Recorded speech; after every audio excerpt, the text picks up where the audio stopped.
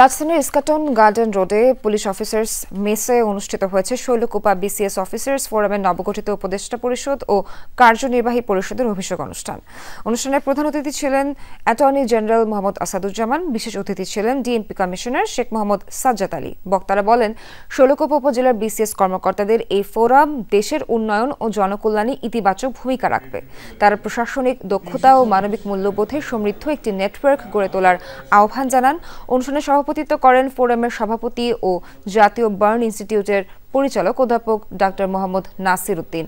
আর অনুষ্ঠান পরিচালনা করেন যুগ্ম সচিব মোহাম্মদ কিয়াসউদ্দিন। আগামী বাংলাদেশ গড়ার যে প্রত্যয় আমরা নিয়েছি, সেই প্রত্যয় দীপ্ত কণ্ঠে আমরা আবারও বলতে চাই, শৈলকুপার উন্নয়ন মানেই বাংলাদেশের উন্নয়ন। শৈলকুপার মধ্য দিয়েই আমরা গোটা বাংলাদেশের উন্নয়নের রোল মডেল গড়ে তুলব।